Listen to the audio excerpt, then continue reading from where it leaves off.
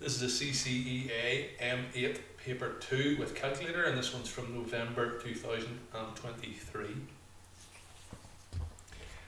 Question 1 then, x to the power of 5 all cubed. So in this scenario we want to multiply those two powers, so that gives me x to the power of 15. Use trial improvement to find the solution of the following equation. So I guess we just sort of guess a number and see what happens. So if we maybe try x here, x squared plus x over 2, and suss out. So if we kind of go maybe something like 4 or 3 or something like that, so let's try x equals 3.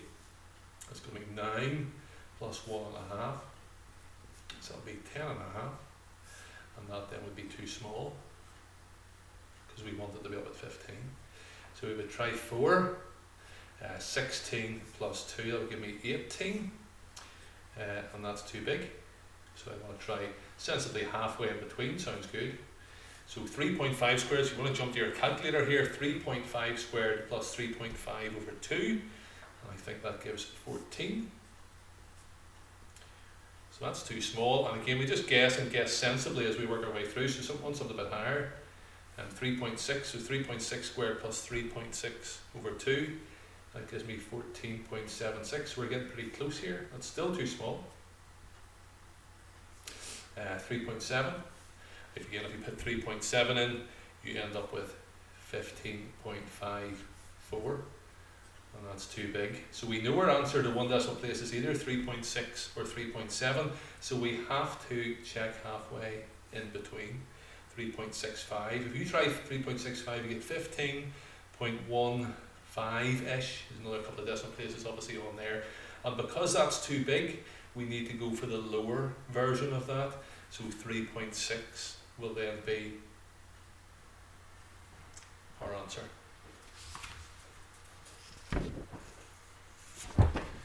Question 3. Kate plays the game Throw the Beanbag. She records the number of times she gets the beanbag in the bonus hole. Number of throws 10 twice, 30 throws she gets 8, 100 is 49, 200 is another 4. Write down the best estimate of the probability that Kate gets the beanbag in the bonus hole if she continues throwing. So obviously we want to use the one with the most number of throws. So that's going to be 104 over 200. You can put that into your calculator or whatever way you want to do it, but it gives 13 over 25. The reason we've chose that one, the more throws,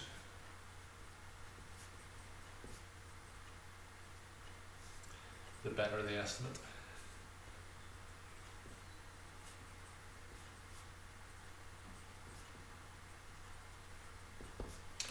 Kate continues with her game for a total of 300 times.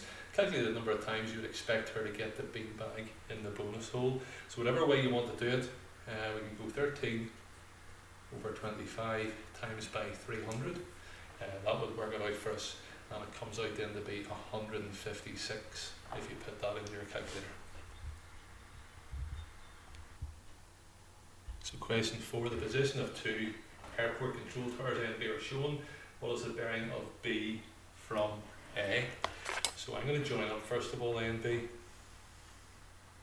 And this is B from A. The wording of that's always very important. So it's from A. So this is where we're going to work out our bearing. And I'm going to do my north line in here. Again, you want to do this as accurately as you possibly can. And my bearing measured clockwise from north then is going to be this angle here. So I get my protractor, and as accurately as I can, make sure this is running exactly down that line, and make sure your center spot is just there. And that then goes, so I'm taking the outer one because that's 0 all the way around. There's 150, there's 155, so it's one more I think it's 156. Now they normally let you away with a degree or so either side, but I think 156 is fairly bang on. The two towers pick up a distress signal from a plane. The bearing of the plane from A is 110 and from B is 50. Find and mark the position of the plane. So my first bearing is 110. So back on again the same spot as accurately as you can put this on. So that's running down. And again I'm going from here 0, there's 100 and there's 110. So I'm going to mark that point on there. and then with my ruler, so hopefully you can see that mark, you can just about see it I think, now with that camera then nice and accurately. I'm going to draw a line then like that. If I then go down to B and the bearing's 50, you don't really need the north line in, but it helps to kind of see because of the line already down there, and so I want to go then 50 degrees then from B, so 0, 5, 0. So again, I set it up, line it up as accurately as I can, so we're on there, and again measure from the up 0, 10 down to 50, which is going to be here. Marking this on here. And so here then is where I think the plane is. So that's my point there. I can't remember if I had a name or not. Find and mark the position of the plane with a P on the diagram. So there's my position there where those two lines cross.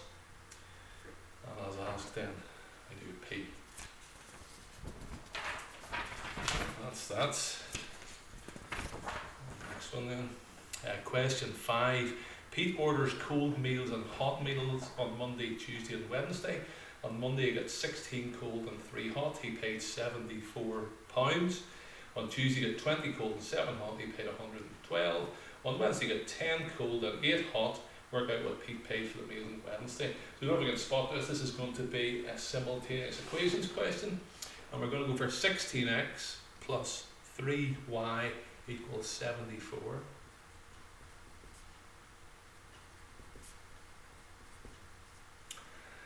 On Tuesday it's going to be 20x plus 7y, and then that's going to be 112. So you can either make the x's the same or the y's the same, whatever way you want to set it up. I suppose I could make that one up to 80 or make this one to 21. I just fancy making this one to 21, so I'm going to times this one by 7 and this one by 3. So if I times this by 7, I get 112x plus 21y, and then 7 times 74 gives me 518. Times this by 3, 60x plus 21y is 336. We subtract these, we've made the y's the same.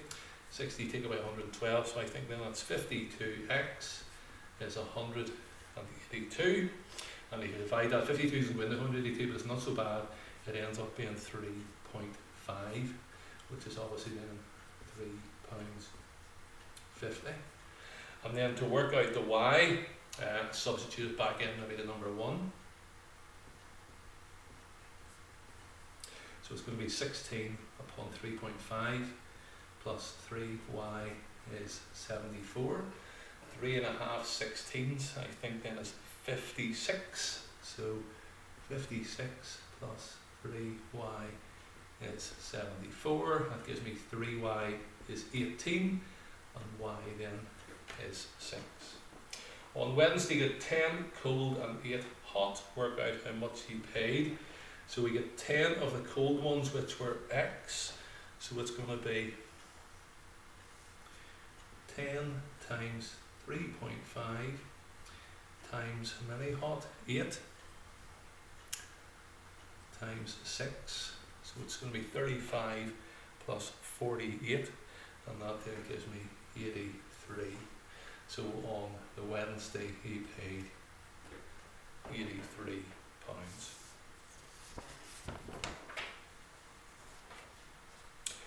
Question 6, rearrange to make z the subject of the formula. Just be careful here, we need to square both sides here, so we're going to get x squared equals y z, and then to get the z on its own again you need to divide by y, so it's going to go x squared over y equals z. Now it's nicer to write this the correct way around, so it will be z equals x squared over y. Question 7. Describe fully, you can't read this, describe fully the transformation that maps A to B. So be careful here, A to B is definitely getting smaller, and I can see it's going to be sort of some of an enlargement or something like that. So the way we work out our enlargement is we're going to go through the joining points. So I'm joining that one to that one. I'm going to join that one there and that one there, just to again as accurately as I can here. Is that it maybe?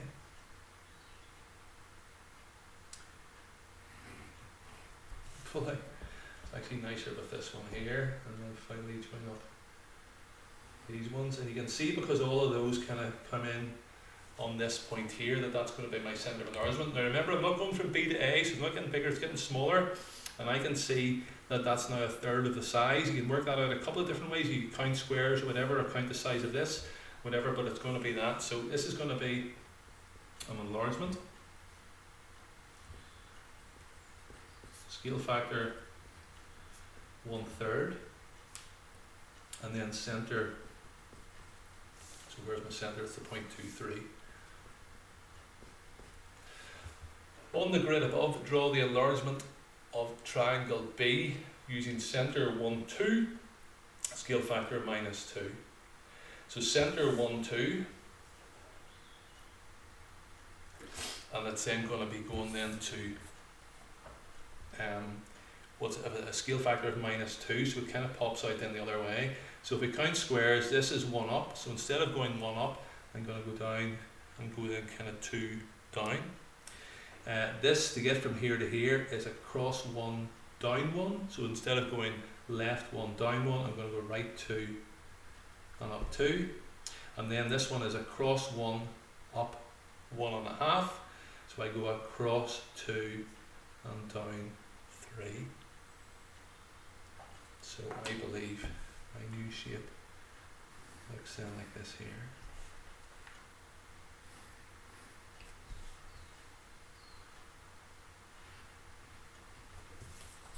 And that's all centre number 7. Number 8, £8,000 is invested at 3% per annum compound interest. Complete the formula for the amount A after n years. So it's going to be 8,000, and then to add 3% on, it's going to be multiplied by 1.03. Calculate the total interest earned after 4 years. So it's going to be 8,000 times 1.03 all to the power 4. You can see the screen there, you are 8,000 times 1.03 to the power 4, and that gives me £9,004 and 7p.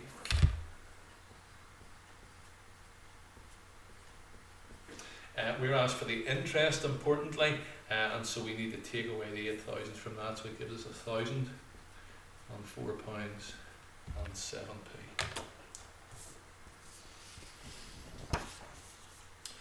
Question 9, we have a big quadratic graph here. 9a, the graph of that is drawn opposite. Use the graph to solve that. So it's x squared plus 3x minus 4 equals 2x minus 1. So we need to draw the line y equals 2x minus 1. So let's go to the graph here and hopefully we'll be able to see. So it's the graph y equals 2x minus 1. So I know the y-intercept is minus 1. And it's a gradient of 2. So it's across 1, up 2. Across 1, up 2. Across 1, up 2. Let me see if I can get myself a bigger ruler here.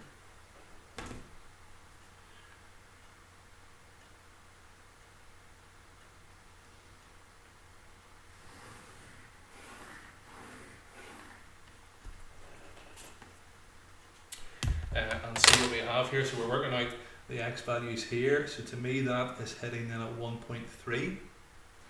And then down here that's minus 2 and it's minus 2.3.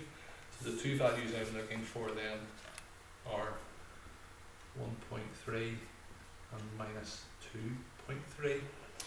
In its simplest form, what quadratic equation has been solved in part 1? Well, we need to then go x squared plus 3x minus 4 equals 2x minus 1, and then we need to rearrange it to get the 0 here. So I'm going to take away 2x from both sides.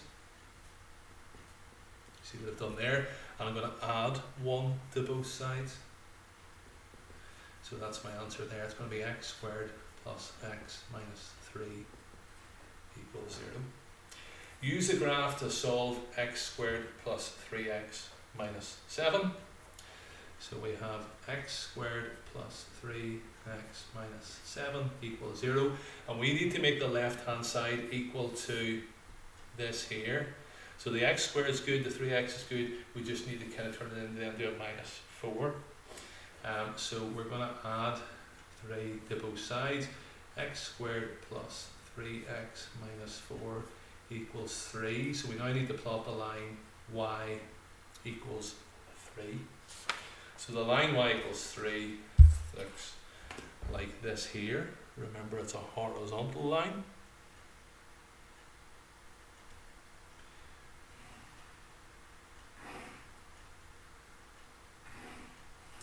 And if we're getting values in for that, it's hard to tell, or if I kind of, hopefully I haven't put it in the wrong place, have I? I don't think so. We kind of have that there. I think there's that 1.5 maybe. I think it maybe 1.6. I don't know if I've drawn it in the wrong place. I think we've gone through that line, but it's the one below. 1, 2, 3. No, we're okay.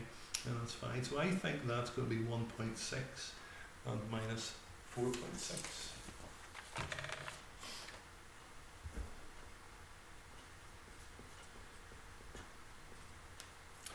To solve the equation, what line should be drawn? So again, in this one, we need to rearrange this.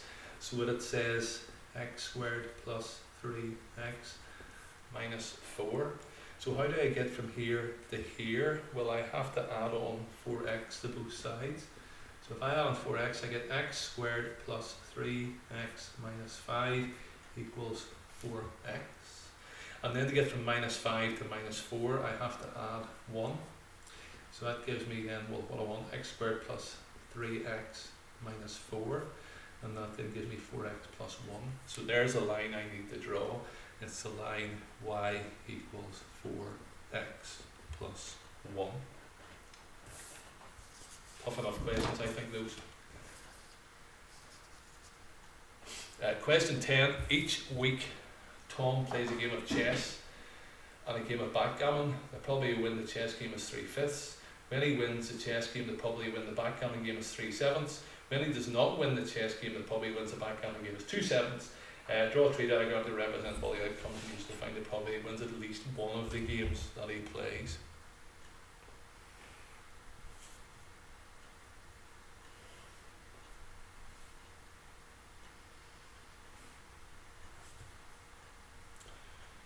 So I'm just going to tree diagram here.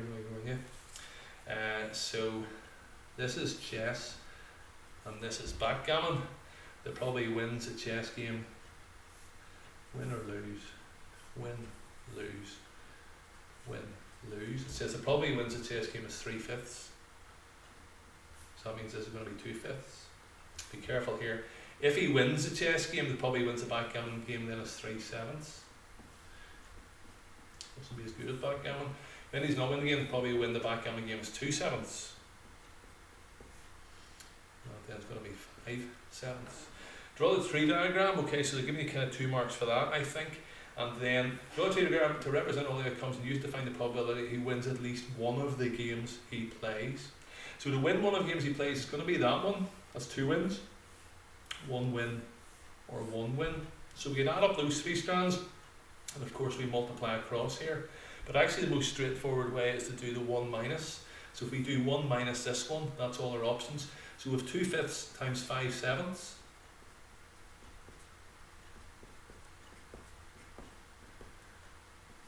And that then gives me 2/7. And then the probability then at least 1 win is going to be 1 minus 2/7. And the answer to that then is 5/7.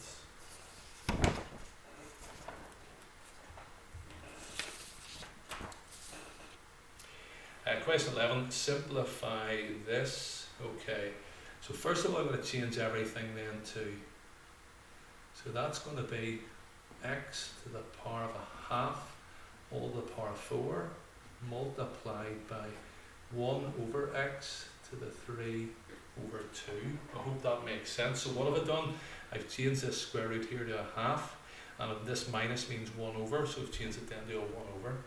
This tidies up and gives me an x squared, because a half times 4 gives me that. Multiply by 1 over x to 3 over 2. So let me see here.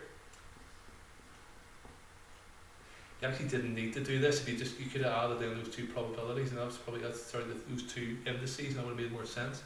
But I'm going to go then x squared over x to the 3 over 2, and then we subtract these two, and so my answer then 2 take away 1.5, of course that is, and that then gives me x to the power of a half, or if you want, kind of square root of a half.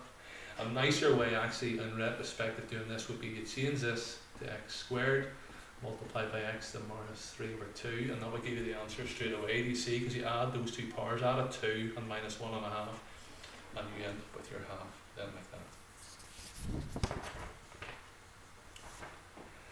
Question 12 then is some 3D tree. A, B, C, D, E, F, G, H is a cuboid of sides 3, 3 and 4 is shown. Calculate the angle between the space diagonal DG and the base DCHE. So I see DCHE is kind of being the bottom, and then we kind of got to go DG. So what we need to do is a wee bit of Pythagoras along that bottom bit. Do you see that? So if I draw out the bottom bit, so this is the base of this, of course it's just a cuboid, that's 4 and that's 3, that would be D and that would be H. This is me looking at it kind of from the top, and for Pythagoras theorem then that of course then just kind of gives us 5. I hope that makes sense. I'm now going to lift out of this the triangle DHG. People find this quite hard to picture.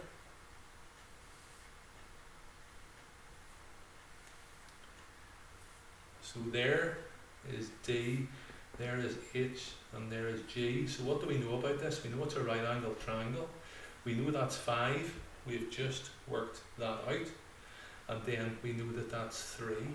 We've just worked that out. And so we're trying to find the angle between this and this. So a wee bit of SOHCAHTOA will work that out for us.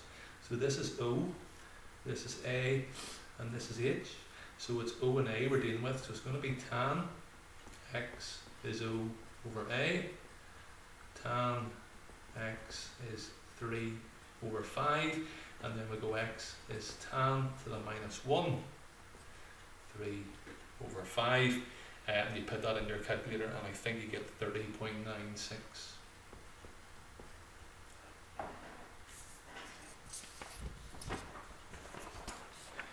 Question 13 then is our final question. The area of triangle ABC is 16 centimeters squared. Find the length of BC.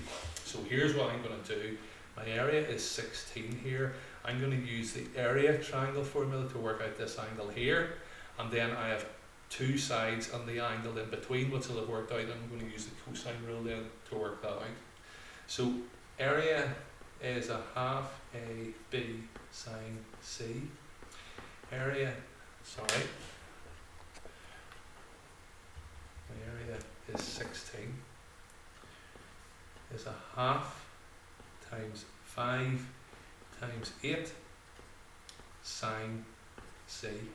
So it's just those two sides, and I haven't worried about the A's and the B's and stuff like that. Some people like to rearrange it. There's a bit of a cheat going on there. That's really B and that's really C, but we're okay. So if a half times 5 times 8, 5 times 8 is 40, so it's 20.